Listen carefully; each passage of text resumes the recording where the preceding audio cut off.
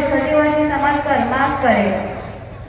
जैसे जैसे सीता युवा होने लगी, राजा जनक को उनके विवाह की चिंता सताने लगी। कुछ समय बाद उन्होंने निश्चय किया कि मैं अपनी पुत्री सीता का विवाह अवश्य कराऊंगा। उन्होंने घोषणा की कि जो भी मैं बल और पंजा से इस धनुष पर प्रत्यक्ष चढ़ा देगा, उससे मैं अपनी पुत्री सीता का विवाह करा दूंगा। इस बात का श्री विश्वामित्र के पास भी गया। उन्होंने राम और लक्ष्मण के साथ वहां आए एवं उस यज्ञ को शामिल बनाए तथा कुछ समय बाद राजा जनक ने बताया कि यह तब की बात है जब राजा दक्ष के यज्ञ विध्वंस का समय था। उन्होंने यह भी बताया कि इस यज्ञ में आमंत्रित न करने पर भगवान शिव बहुत क्रोधित थे एवं उन्होंने उस धनुष को अपने हाथ में लेकर कहा कि मैं इस धनुष से तुम लोगों के श्रेष्ठ अंग काट डालूंगा।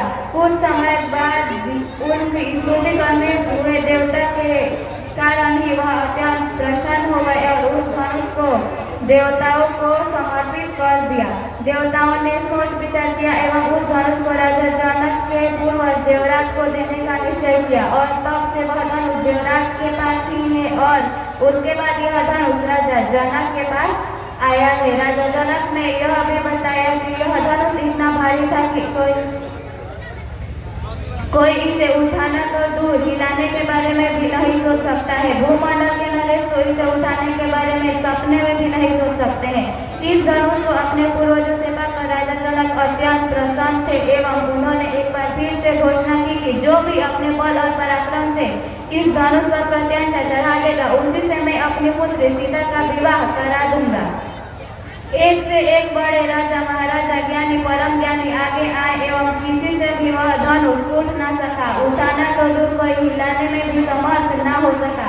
कुछ समय बाद श्री विश्वामित्र के कहने पर राम आगे आए एवं उन्होंने कहा कि मैं इस धनुष पर प्रत्यंचा चढ़ाने का प्रयत्न अवश्य करूंगा। वे लीलापूर्वक आगे बढ़े एवं उस धनुष को उठा लिया, क्योंकि वे धर्म के मार्ग पर चले और उनमें कोई भी घमंड नहीं था।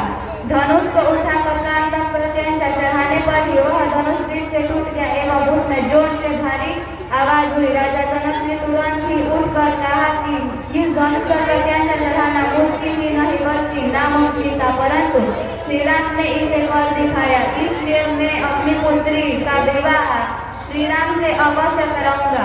मैं जानता हूँ कि मेरी पुत्री सीता श्री राम को अपने पति रूप में पाकर अत्यंत कुशल जीवन व्यतीत करेगी एवं हमारे जनक वंश की कीर्ति को आगे बढ़ाएगी। इस प्रकार से विश्वामित्र से आज्ञा लेकर राजा जनक ने अपने मंत्रियों से राजा दशरथ को बुलाने का निमंत्रण दिया।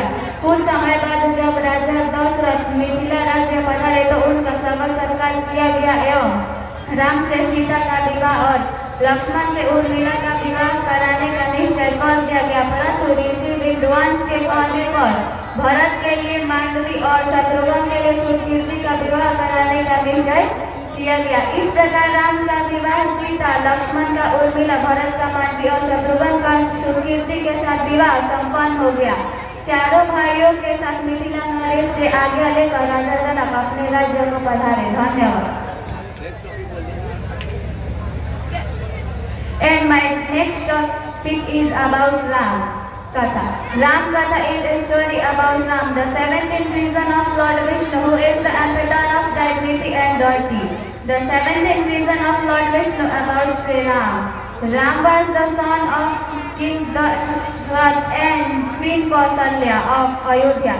And Ram had three brothers, Lakshman, Shatrughan and Bharat. Thus Sri Ram was married by Sita and afterwards thus Sri Ram gone to the forest with Sita and Lakshman.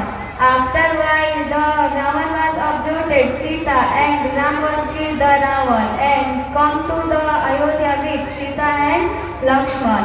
The story about Ram Katha will teach us religion, relationship and a story about lesson of time. That's all.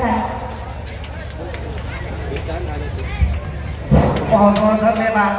और इसके बाद से ये छोटी सी बच्ची speech देगी, उसके बाद से हम लोग प्रोग्राम खत्म हो जाएगा।